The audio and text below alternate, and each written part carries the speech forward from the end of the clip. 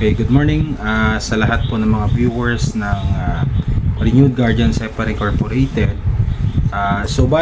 Meron tayong interested topic ngayong umaga patungkol sa isang chat ng ayaw magpakilala na wag ko na daw siyang ipakilala sa aking video na gagawin. Ang sabi niya sa aking personal message is, "Good morning Supremo Buboy, meron sana kaming nais malaman mula sa inyo bilang leader. Paano ba ninyo na-handle ang ganitong senaryo sa grupo? Una, yung lahat ba ng kasamahan mo dati ay kasama mo pa rin ngayon sa grupo or inabandona ka na tulad ng iba?"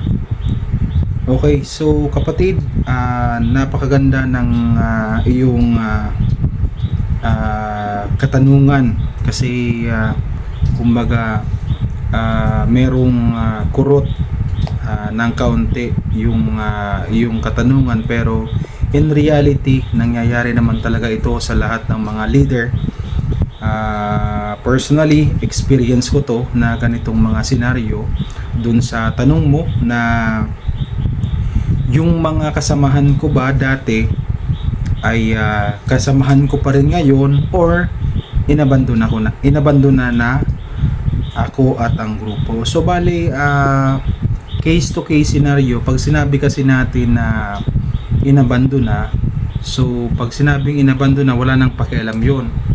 Pag sinabi kasi natin na wala na, kumbaga pinutol na yung ugnayan sa grupo. So meron mga iilan na mga kasamahan ko dati. Yung iba talagang simulat sa pool, kasama ko na dati sa ating organization na talagang masasabi natin na nawala na sa circulation ng operation ng RGEI. Pero bilang isang leader, hindi pa rin natin sinusukuan yung mga kapatid sa balikat na kumbaga nalihis na ng landas sa kapatiran. Kumbaga yung dating pinaka objective nila nung sila ay nahikayat na sumali sa atin is talagang yung pagtulong. Pero right now, sabi ko nga nung sa mga nakaraang video, may mga kanya-kanya tayong mga reasons, kumbaga nagiging inactive yung mga member.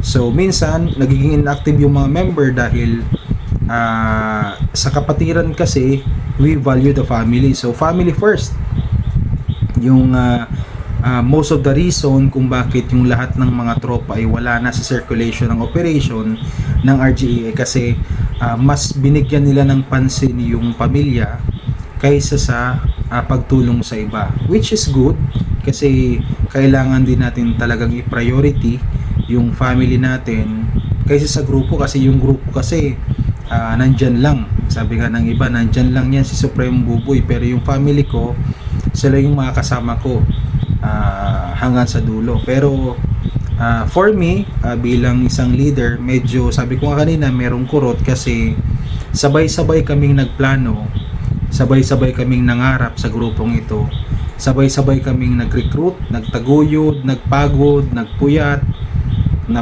kumbaga lahat ng bagay na na-experience namin dito sa grupo, yung mga ups and downs ng grupo namin, kasama ko sila. Pero unfortunately yung mga kasamahan ko dati, to be honest, true naman yung sinabi mo kanina, yung tanong mo or yung gusto mong ipunto sa akin kung nandito pa ba, kasama ko pa ba, or inabandona.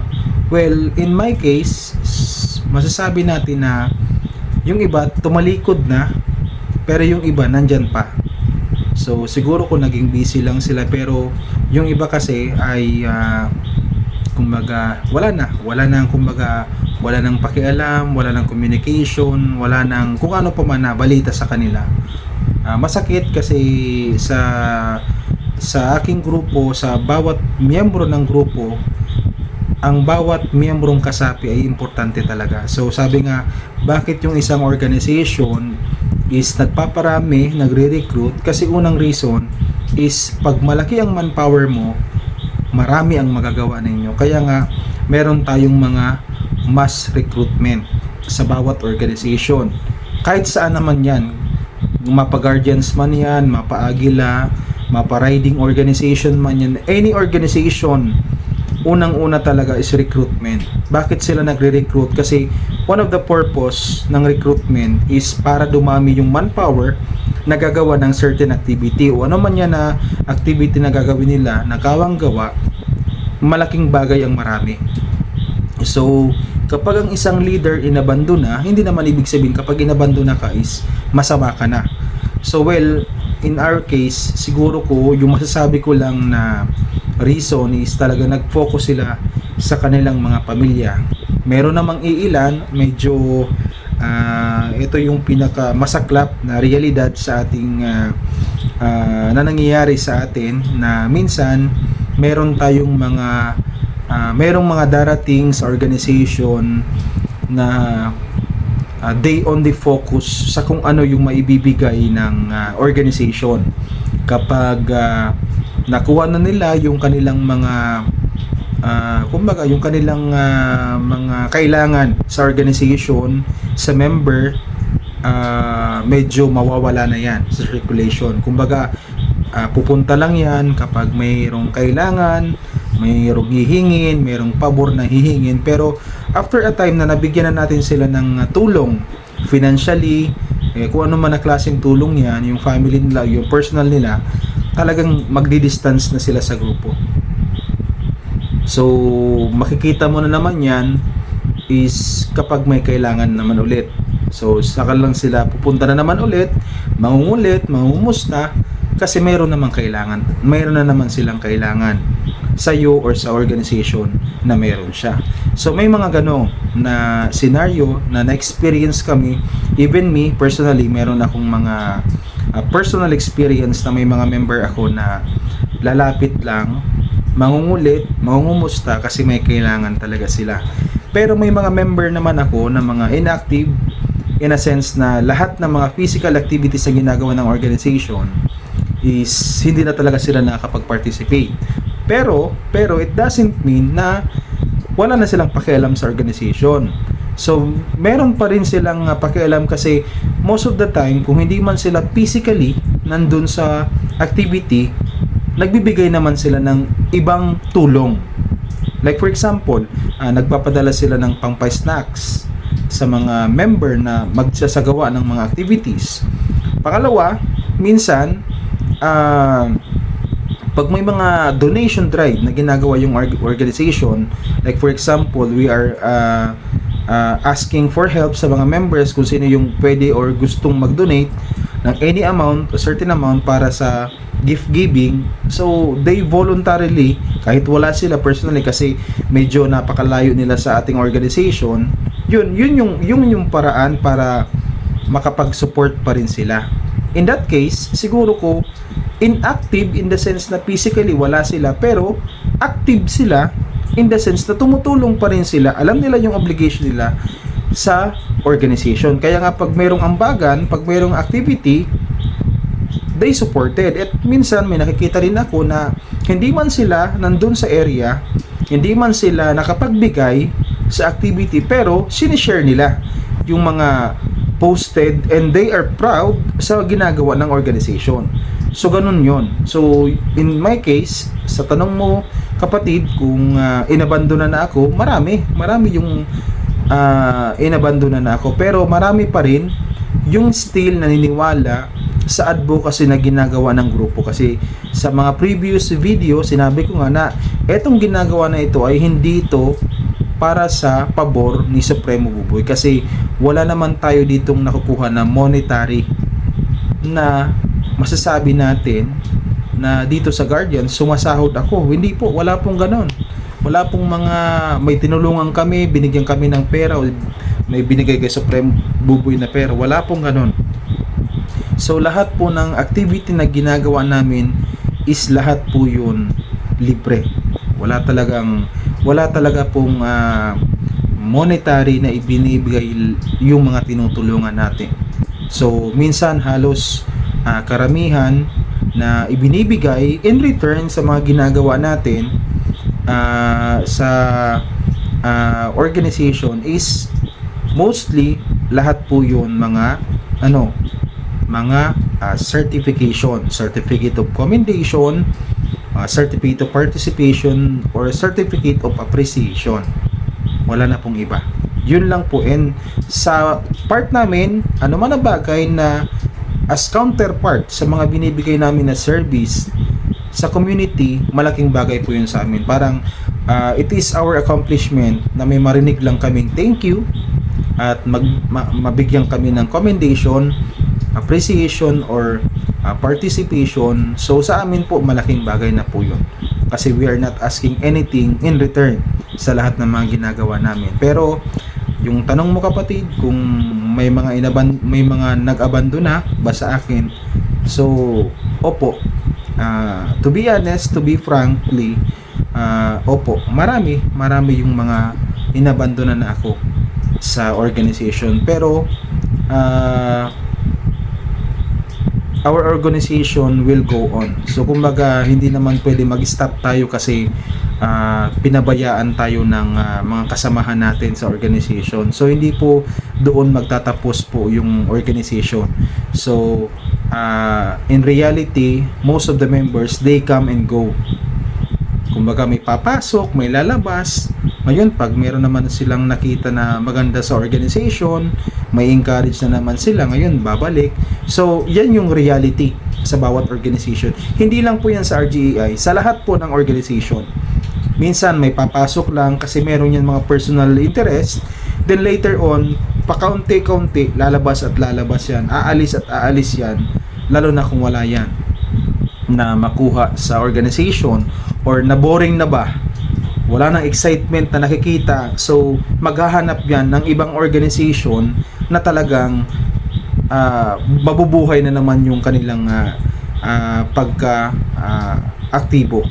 So as the leader, so hindi po tayo pwedeng magpa-apekto doon kasi sabi nga, kung sino lang yung matitira sa organization na itinayo ng kung sino mang leader, okay lang yon kasi doon mo makikilala, doon mo makikita kung sino lang yung mga tao na sasamahan ka hanggang sa huli sa kung ano man yung pagdadaanan ng organization. Kung yan may lahat kagandahan, minsan mayroong baka may mga up and downs sa organization, doon mo makikilala yung mga tao na never kang i-give up kahit anuman ang mangyari sa organization, at never kang pag-iisipan ng kahit na ano na hindi na kaya ng ating leader kaya aalis na ako sa grupo. Yung mga taong matitira sa inyo, I'm really sure na sila yung mga tao na talagang nandyan yung puso para sa grupo. Kaya saludo ako doon sa mga miyembro ko na simulat sa pool nung itinayo ko yung organization ay nandyan pa rin para alalayan at gabayan lahat ng mga bago, at syempre tulungan ako sa lahat ng advokasya na ginagawa ng organization ito. Kaya ako po ay nagpapasalamat, hindi ko man maisa-isa kayo mga brad and sis, sa kabila po ng mga pinagdadaanan ng bawat miyembro at pinagdadaanan nyo sa pamilya ninyo, never pa rin ninyo iniiwan ang grupo. Kasi alam nyo mga brad, ang minsan sa atin, personally akong experience ko to, may nakikita kong mga nangyayari sa mga kabrad natin na kapag very active sila sa ating organization, merong blessing na dumarating sa kanila. Yung tipong kahit walang-wala ka na, meron talagang darating na biyaya sa pamilya. Pero kapag medyo napakalayo ng distansya mo sa organization at never ka nang tumutulong sa iba, dumarating sa pamilya ang problema. Alam nyo, minsan hindi naman tayo kayamanan na tao, pero tandaan po natin, i-assess po natin yung ating mga sarili, mga brad and sis, na kapag gumagawa tayo ng kawanggawa sa iba, mas gumagaan yung ating pakiramdam, gumagaan yung daloy ng biyaya sa ating pamilya. Pero kapag minsan iniisip natin, nagiging maisip tayo sa lahat ng mga ginagawa natin sa iba, later on mapapansin po ninyo parating may dumarating na problema sa ating pamilya. So ito ay tested na ng iba sa ating mga kabrad. Kaya nga kahit sila walang-wala talaga, they find it kumbaga ini-internalize nila na yung pagtulong talaga is tinutulungan din yung pamilya nila, na kumbaga makaahon din sa kumbaga gumagawa ang Panginoon ng paraan para matulungan yung pamilya. Kaya nga po yung iba sa atin nakakapag testify na kapag tumutulong daw sila, iba yung blessing na dumarating sa kanilang pamilya. Pero kapag iniisipan nila lang hindi maganda yung organization, medyo naiiba din yung daloy ng enerhiya na pumapasok sa bahay nila. Kumbaga nagkakaroon ng mga problema. Alam ko minsan may mga nangyayari yan sa inyo.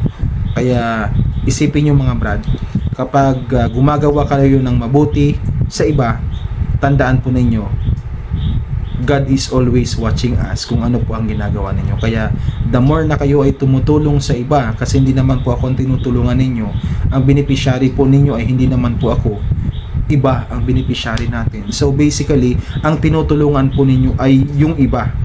Lahat po ng ibinibigay po ninyo, lahat po ng donation ninyo, lahat ng participation po ninyo, lahat ng lakas at pawis po ninyo, hindi po sa akin yun ibinibigay, sa iba po na nangangailangan ng tulong natin. So hindi po ako ang tinutulungan, kundi ang iba. Kaya kapag tinutulungan po ninyo ang iba, tandaan po ninyo, ang Diyos na ang bahalang magbigay ng biyaya sa pamilya po ninyo at sa sarili po ninyo.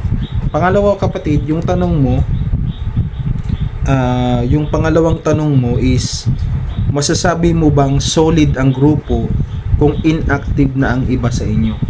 Actually mga brad, hindi, pag sinabi kasing masasabi mo ba kung solid ang grupo kung may inactive na, actually hindi natin bibilangin yung wag nating iisipin na kapag kumonte hindi na solid.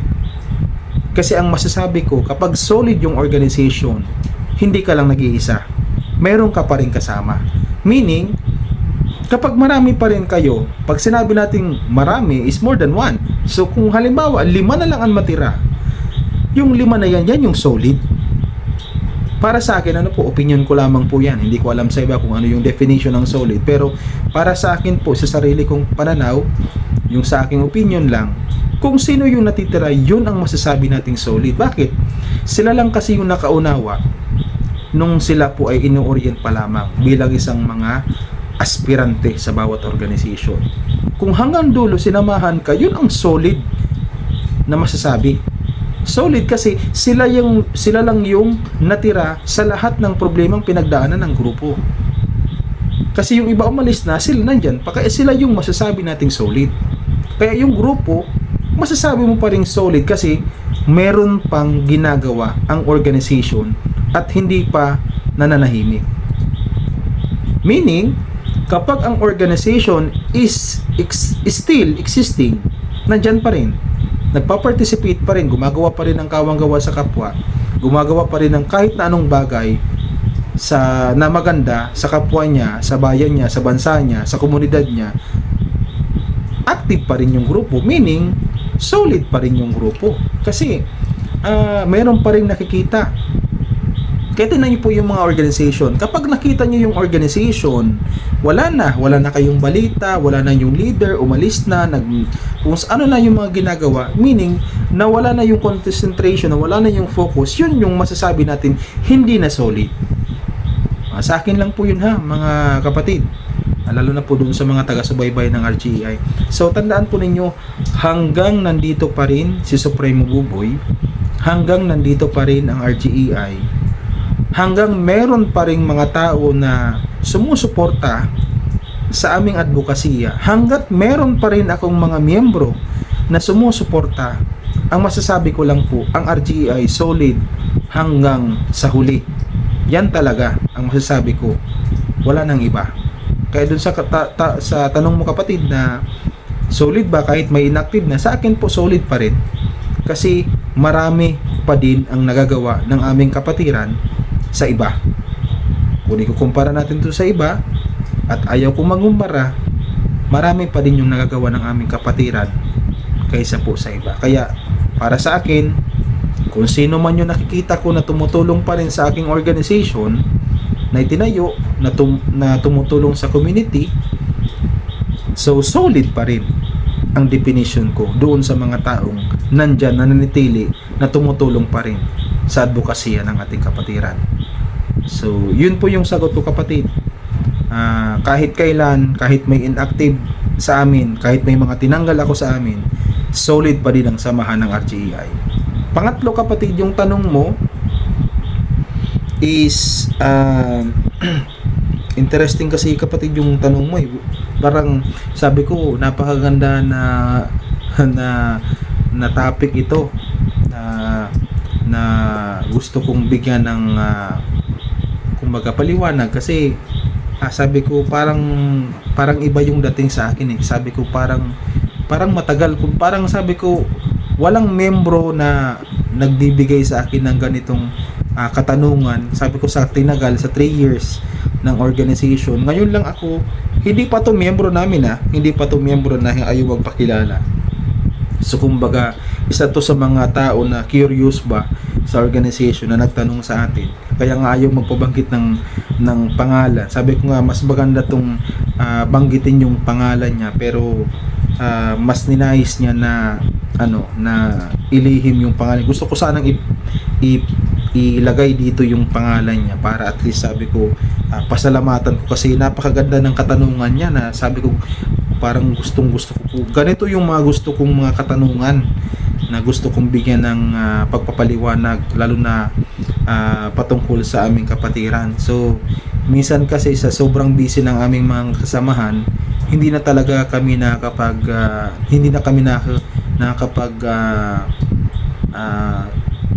create ng activity talaga na halos lahatan, kasi sa dami ng mga ginagawa ng mga kabrad at kasi medyo talagang wala ng time para, kahit ako, even ako, marami din yung ginagawa at pinagkakaabalahan. Kaya minsan hindi na talaga nagkakaroon ng assembly na yung mga ganitong mga katanungan na ibibigay. Pasalamat po ako sa mga tao na nagtatanong ng mga ganitong bagay, kasi very beneficial po ang ganitong mga tanong sa akin. Hindi ko alam sa iba kung ito ay beneficial, pero para sa akin po, beneficial ito, kasi dito lang ng leader na ipaparating sa mga miyembro niya at sa iba kung ano ba yung saloobin ng isang leader kapag ganito yung mga katanungan. Actually, ito ay naibibigay parati kapag may mga open forum. Magandang topic to kapag may mga open forum sa organization, kasi doon nila marirealize kung ano ba yung saloobin ng leader. Kasi alam po ninyo, minsan kapag ang leader po ninyo ay napakatahimik, ang daming dinadalang problema niyan, tapos dagdag pa yung mga miyembro, kaya minsan hindi na po nakakapagpaliwanag sa inyo. Kaya kasi minsan ayun na naling dagdagan din yung mga problema na dinadala po niya, kasi alam nyo, yung leader po ninyo, tao lang yan, minsan marami din problema, kasama na yung mga problema sa organization na sila yung humahawak. Kaya unawain nyo na yung leader po ninyo ay tao na minsan na nagbe-breakdown din, at saka minsan talagang nabibisi din. Kaya magandang bagay po ang ganitong mga katanungan sa mga leader, para at least may paliwanag ba ng mga leader kung ano ba yung mga nasa sa loobin nila kapag mga ganito yung katanungan. Pangatlo, kapatid, ang tanong mo is, paano ba yung mga lumipat na sa ibang guardians na mula sa hanay ninyo at nagbura or nagpabura na ng marka, ano ba ang saloobin mo tungkol dito, Supremo Buboy? Ayan, so ito yung pinaka maganda na topic talaga o katanungan na naitanong sa akin. Kahit nga member ko hindi pa nito kumbaga nakatanong sa akin ng ganitong, paano ano ba yung saloobin ko kapag ganito yung senaryo.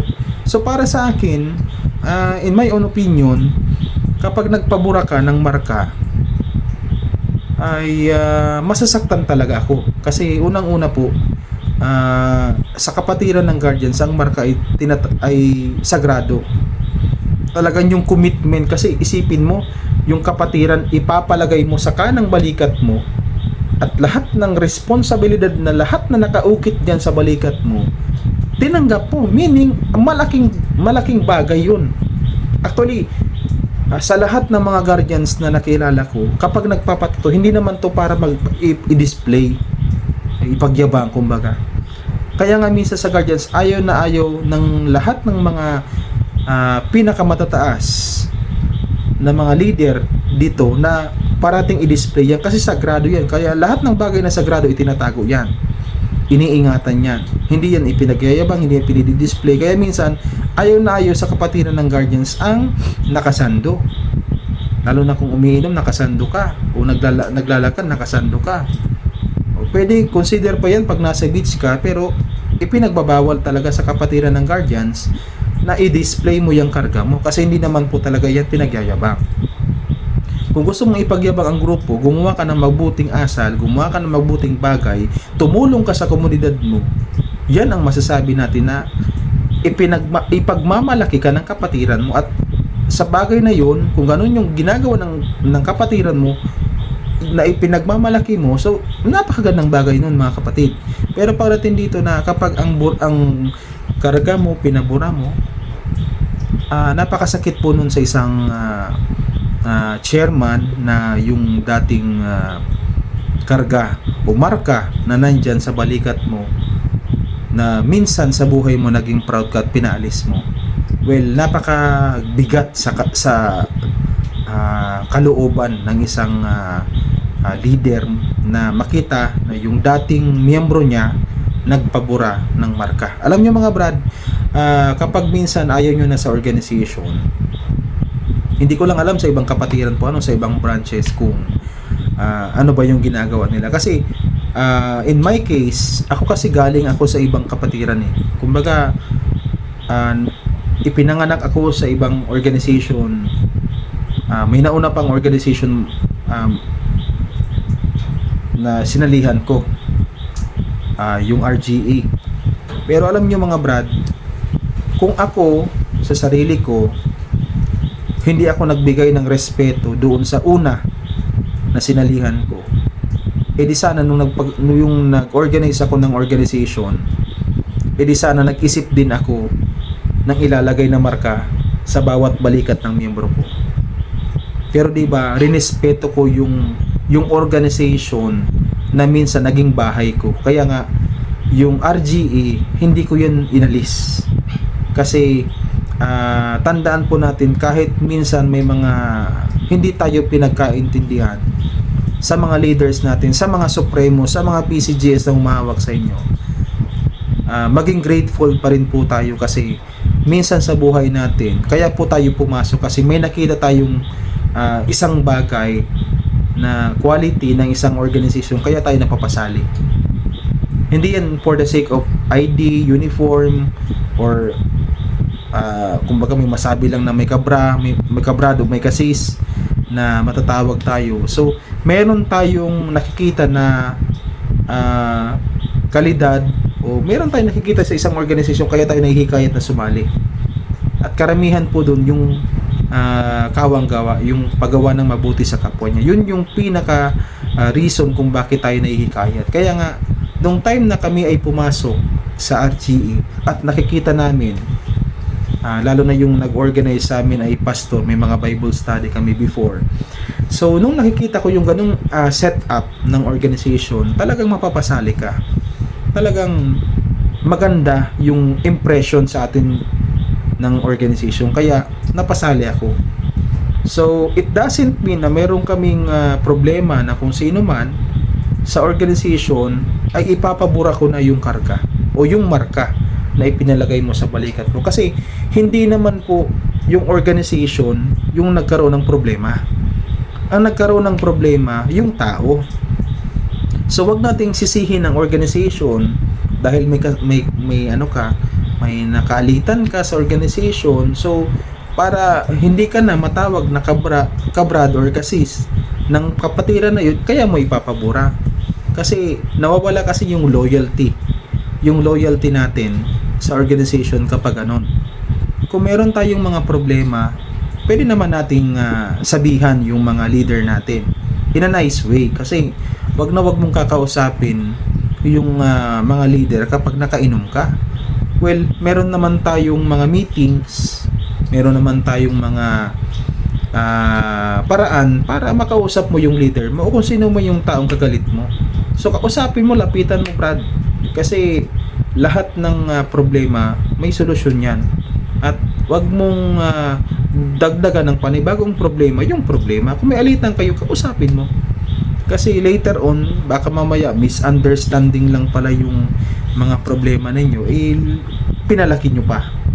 So, sa akin, in our case, sa tanong mo, Brad, kung yung mga nagpabura, ano ba yung saloobin ko dito? Well, I was betrayed. Parang nabibetrayed ako noon kapag ang isang miyembro ay lumipat or umalis, then lumipat, malaman ko na lang lumipat na lang ng ibang ng organization, tapos later on muna yung linipatin nila, saka lang i-inform na Supremo may lumipat na pala sa amin, ganito. Kasi alam niyo mga Brad, ang proper way ng paglipat ng ibang bahay o ng kapatiran is meron kayong formal letter na isasubmit sa amin na talagang kayo ay aalis na sa kapatiran. And kailangan po yung pag-usapan ng lahat ng mga leaders natin to assess kung valid ba yung reason mo bakit aalis ka, or talagang baka mamaya may hindi lang pagkakaintindihan na pwedeng maayos pa.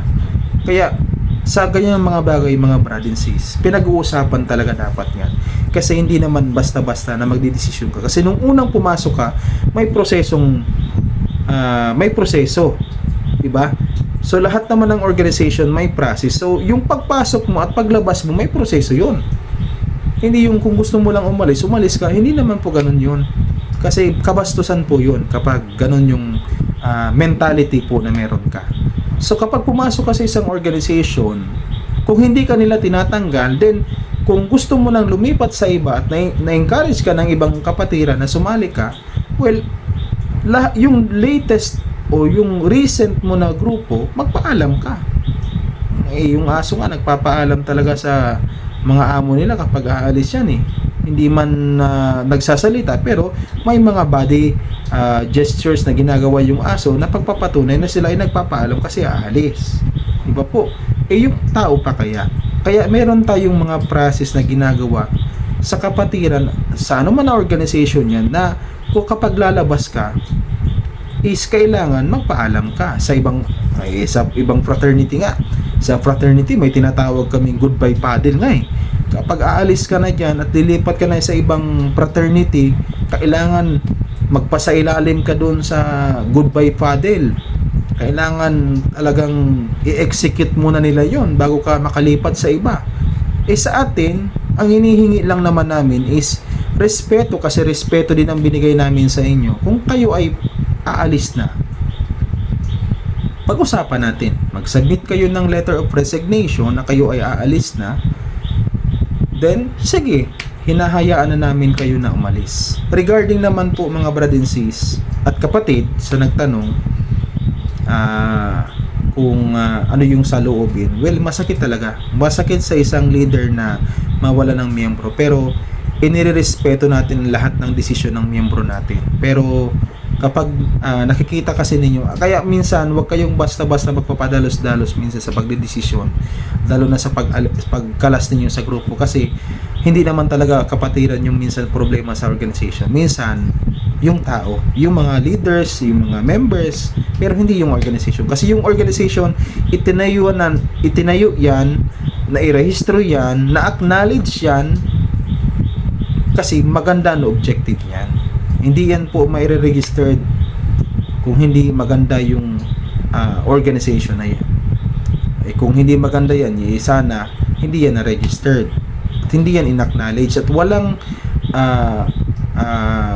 schools, walang mga individuals na makikipag-partnership sa atin, tutulong sa atin, mag-donate sa atin, kukuha sa atin minsan kung hindi maganda yung objective ng grupo. Actually po, napakaganda ng objective ng bawat organization.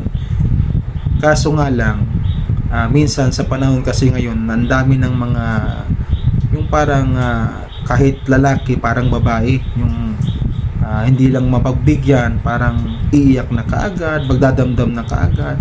Yung parang yung ganun, yung parang hindi lang napagbigyan yung mga kanilang mga request is sumasama kaagad yung loob. Actually mga brad and sis, at sa lahat po ng mga taga-subaybay po ng RGI, hindi naman kasi sa lahat ng pagkakataon yung ating mga hinahangad ay talagang napagbibigyan. So always bear in mind na ang organization na ito ay itinayo para makatulong sa abot ng ating makakaya. So lahat po ng ibinibigay ng organization na service po ninyo ay wala pong bayad at wala po kaming hinihingi na in return sa bawat service na ginagawa namin. Kaya nga po napagbigkis ang aming mga sarili, napagbigkis ang aming mga members sa isang advocacy na tumulong na walang hinihiling na kapalit. Kaya nga po kami nakapag-isa. We are bounded by that objective. Kaya nga kami po, we are very happy na kami po every time na makikita namin yung accomplishment namin, talagang napapasabi kami sa sarili namin, sana marami pa ang ma-encourage natin para mas marami pa yung magawa natin. So we are aiming for more projects, pero hindi namin yan magagawa kung wala ang Panginoon.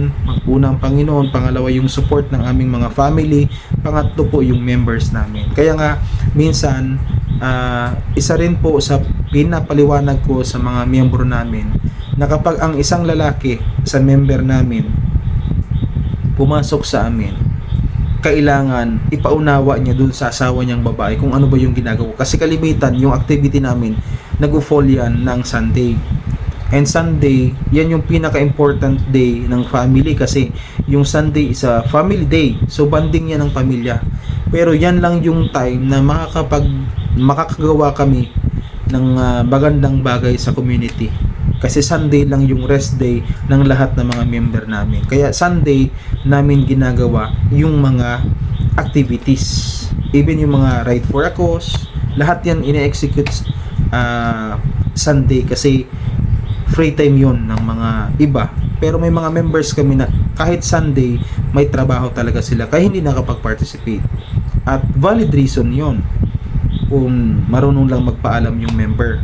Kasi hindi naman namin pinipigilan yung mga member namin sa pagtatrabaho. Basta meron silang mga nakatalaga na national founder, meron tayong mga leader sa bawat chapter, so dun sila magpapaalam.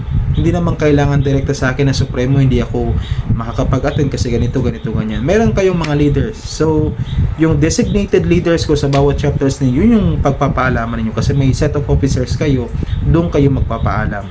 Kahit hindi na po directly sa akin.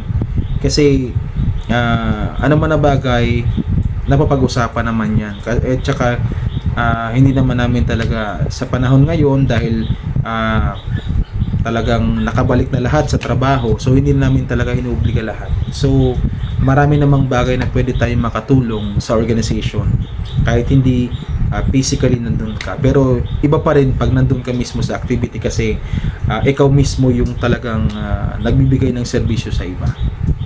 So yung pangatlo talaga ang pinakamagandang tanong, kapatid. Sana talaga na i-flash ko yung pangalan mo kasi isa kang isang malaking bagay po sa amin na ma-emphasize namin yung bagay na katanungan mo kasi yan na mga katanungan na yan hindi ko rin yan narinig sa mga member ko. Siguro kung may nakaisip niya pero hindi lang naisabi sa akin. Pero napakaganda po kapatid ng katanungan mo sa akin. Kasi gusto ko rin yan ma-emphasize ko sa mga miyembro ko kasi sa busy ko rin hindi ko talaga yan maisip lahat na yung mga katanungan na ganyan. Maganda nga, good thing kasi mayroon ng mga nagtatanong sa atin kung ano ba yung mga saloobin kaya nabibigyan po natin ng mga kasagutan.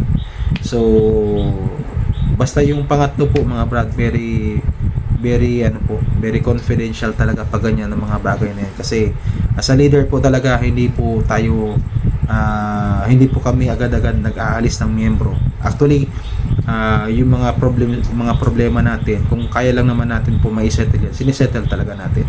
Pero kung agad-agad paalisin natin yung member na hindi din natin ginawa ng process. So hindi po talaga, kasi sa panahon ngayon, yung unang-unang problema ng mga organization is recruitment. Napakahirap pong mag-recruit.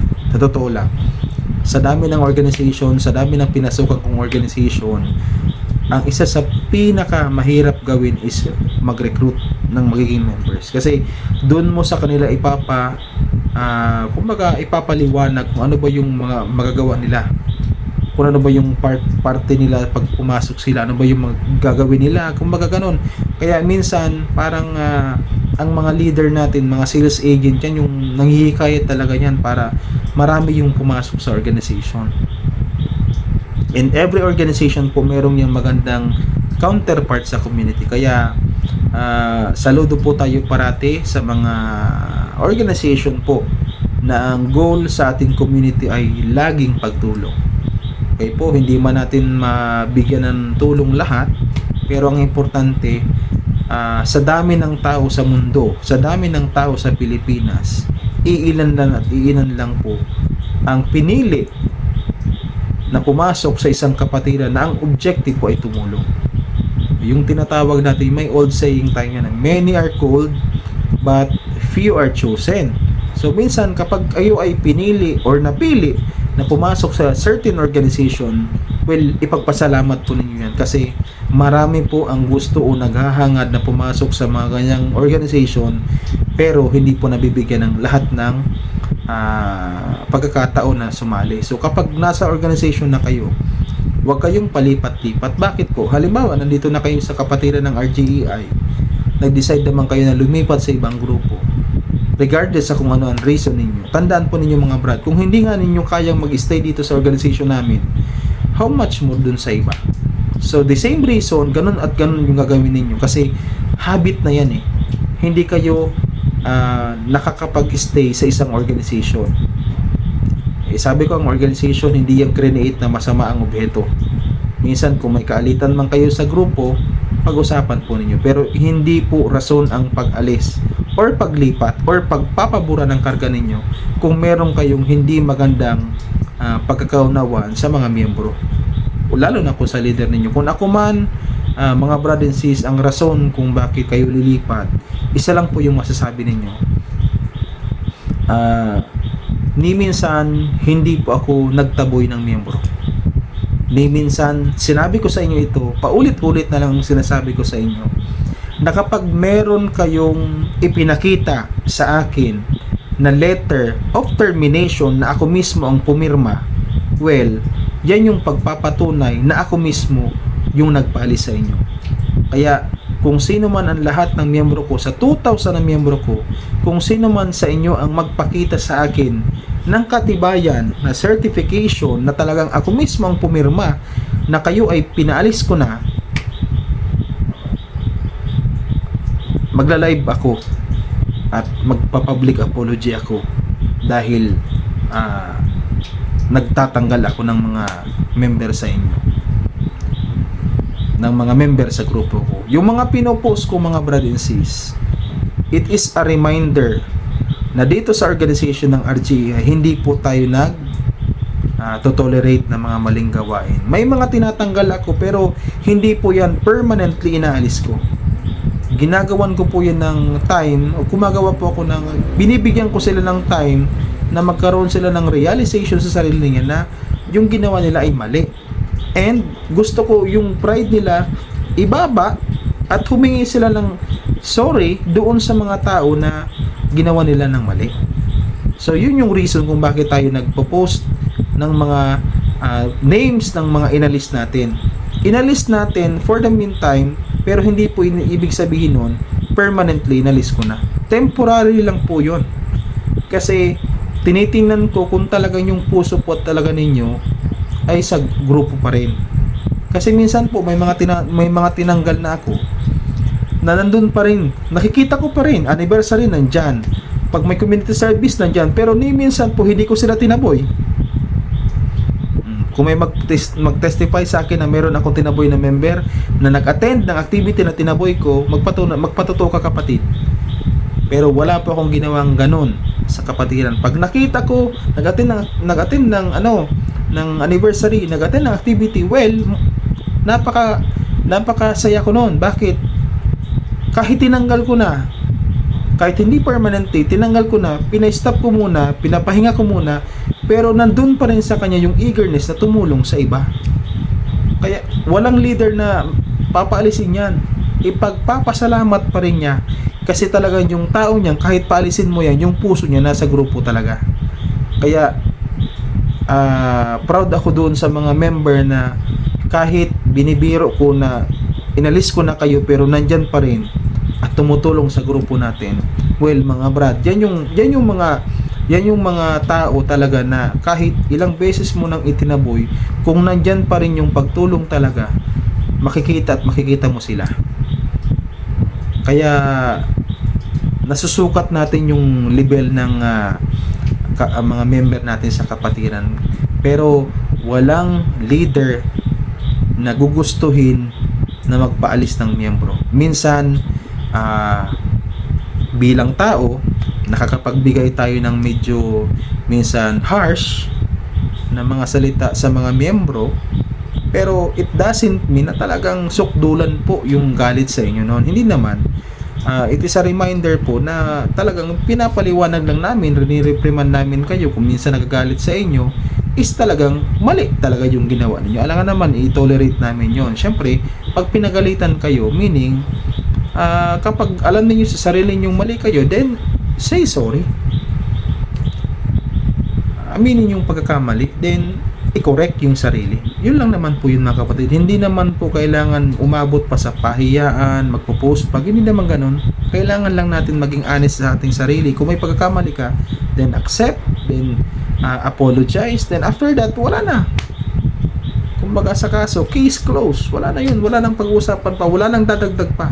Yung iba kasi, kapag hindi ka magbaba ng sa inyong sarili, hindi ka nagpakababa, diyan nagkakaroon na lumalaki at lumalaki yung problema.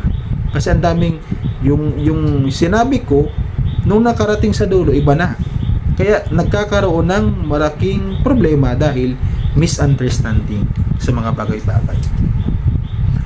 Kaya doon sa mga members na idinadawit parati yung aking mga pangalan sa mga personal na mga kalukuhan, mga brad and sis, isa lang pang masasabi ko sa inyo. Nung nagsimula tayo ng organization, sa dati pang organization natin, problema na po yung ating na-experience. Ngayon po, remind kayo, especially yung mga leaders, na hindi na maulit pa yung dating nangyari na. Kaya nga, isa sa mga reason kung bakit very transparent tayo sa mga member natin, lalo na dito sa Sorsogon. Sa Sorsogon kasi yung isa sa mga protocol dito is kapag may ni-receive na certain amount, halimbawa si Supremo Buboy, sa inyo, nagpipirma po o pumipirma sa logbook ng chapter ninyo para kumbaga to testify na talagang receive nga ni Supremo Buboy yung pera nyo. Pero kapag wala kayong ipinakita na ni-receive yung pera ninyo, meaning hindi ko talaga yun ni-receive. Kaya mga brad and sis, isa sa mga proof of evidence na meron kayong binigay sa akin na kahit na ano, kailangan po ipakita nyo yung pirma ko. Kasi yung pirma ko po, merong nakalagay dyan na date and time. So, ang laptop ko po ay merong isang folder na lahat ng mga proof of evidence sa ni-receive at linabas na pera, kahit resibo, naka-document po yan. Kaya, bilang pag-iingat sa mga past issues na nangyari sa kapatiran, nung dati, nandun pa tayo sa dati. Kaya binago natin yan ngayon. Kaya doon sa mga mahilig po dyan na mga brad and sis na gumawa ng istorya, isa lang po masasabi ko sa inyo. Pakitaan nyo ako ng katibayan para maniwala ako at maliwala yung iba sa inyo. Pero kapag wala kayong ipinapakita na katibayan, paninirang puri po yun mga brad. Mag-isip-isip po kayo.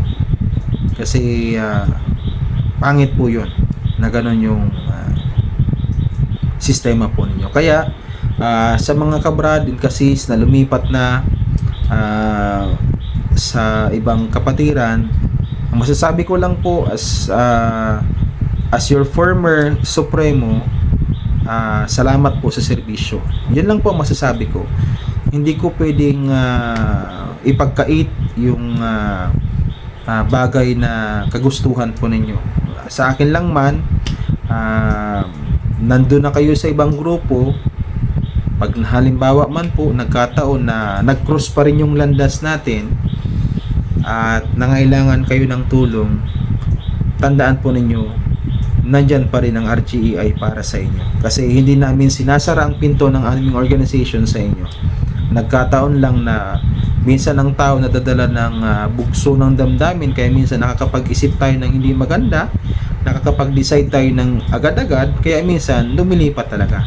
At doon naman po sa mga kabrad namin na nagbabalak na magpabura o burahin yung mga marka nila, tandaan nyo mga brad, yung marka nyo, pinaghirapan nyo yan. Hindi yan po binigay sa inyo. Pinaghirapan po yan. It is earned. It is not given sa inyo. Nahoy, parang binabili lang kayo ng suka, mamaya pagbalik ninyo may karga na kayo. Pinaghirapan po ninyo yan. Alalahanin nyo yung mga sakripisyo na ginugol ninyo, yung time, yung effort, yung lahat, yung expenses na ginawa po ninyo para lang kung makapabilang kayo sa organization na ito. Kaya i-cherish po ninyo yung mga moment at yung mga hindi pagkakaintindihan sa organization, dahil iba-iba po yung mga kumbaga tradition, beliefs na pinag natin individually. So hindi talaga maalis sa grupo yun yung mga ganong bagay. Ang importante at the end of the day, if meron kayong mga kabrad or kasis na medyo hindi in good terms sa inyo, kausapin po ninyo. Kasi alam ko naman na yung iba makikipag-usap naman sa inyo. At kung sincere naman yung ano ninyo, kung sincere naman po yung inyong sarili sa kung ano man na bagay, alam ko na lahat ng mga tanong merong kasagutan at lahat ng mga problema may solusyon. Kaya kung problema ninyo ay si ganito, si ganyan, solusyonan natin, pag-usapan natin. Hindi kasi yan pwedeng idaan sa kung ano-ano lang. Pag-usapan. Kasi lahat naman ng bagay nadadala yan sa mabuti na pag-uusap. Kaya sa nagbigay pala ng katanungan ito mga brada, mga sa actually gusto ko banggitin yung pangalan mo kasi na kumbaga isa kang malaking tulong sa amin, especially sa akin bilang isang leader, na yung katanungan mo nangyayari rin yan sa ibang grupo. Kaya kapatid, ma'am, isang malaking bagay po na yung katanungan mo sa akin, na may paliwanag namin yung aming saloobin regarding sa tatlo na katanungan mo. Yung pangatlo po ang pinaka in-emphasize namin kasi syempre bilang isang leader, walang leader na gugustuhin na lumayo yung loob ng mga member niya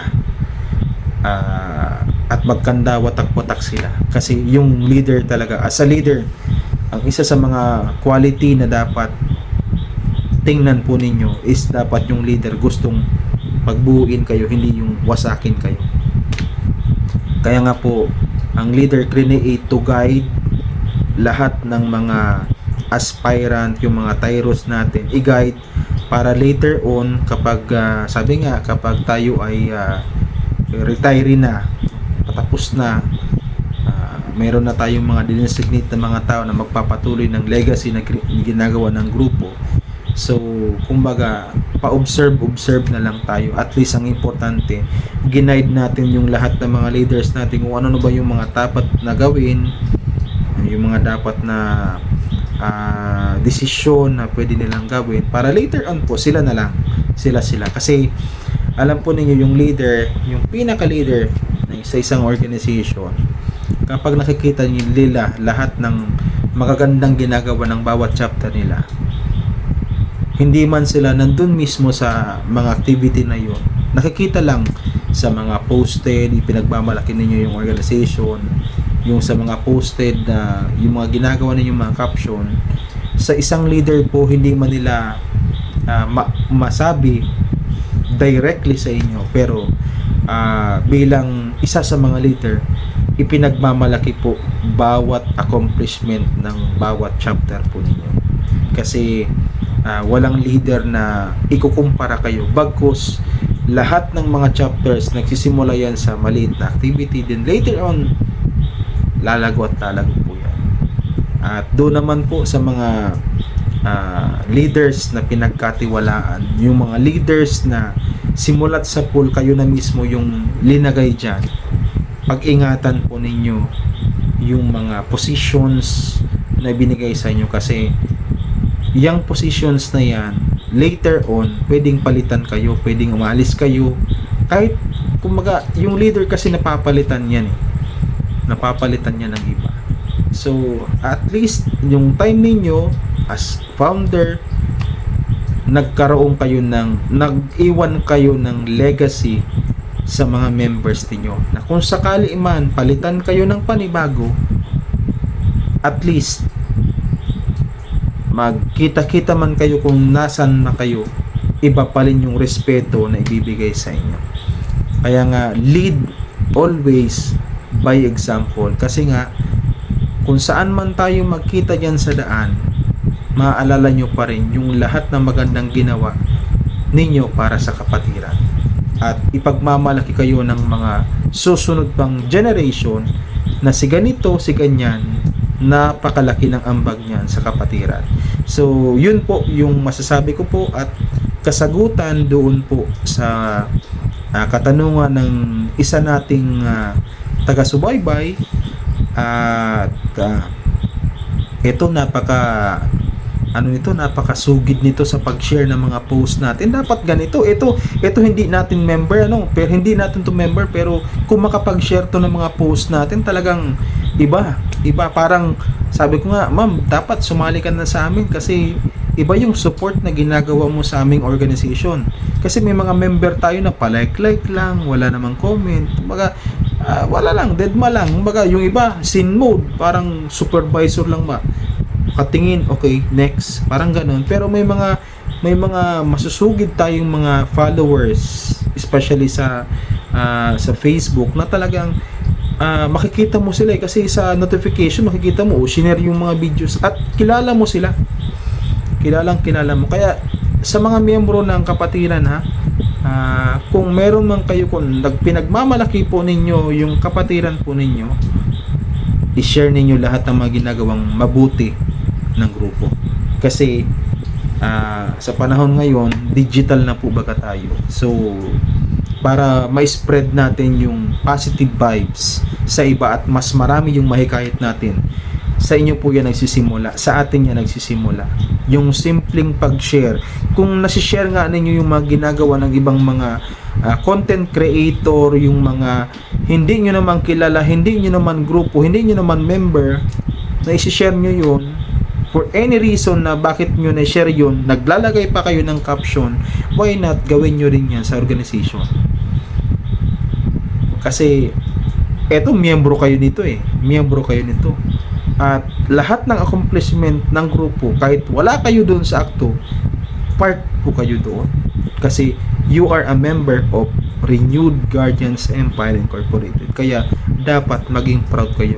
Kung nagiging proud kayo sa ibang mga vloggers, content creators, organization, dapat maging proud kayo sa grupo na kinakaaniban po ninyo. So paano kayo magiging loyal sa grupo kung loyal lang kayo sa iba? Dapat grupo muna bago yung iba, kasi ipagmamalaki din tayo ng iba kung sarili po nating organization pinagmamalaki natin sa kanila. So yun lamang po, at maraming salamat po doon sa masugid naming followers na pa natin nagsishare ng aming mga post sa social media at sa aming page. Ma'am, salamat po. Isang malaking karangalan po na nagtanong po kayo ng ganyang bagay sa amin. Yun lamang po. Maraming salamat. Ingat po.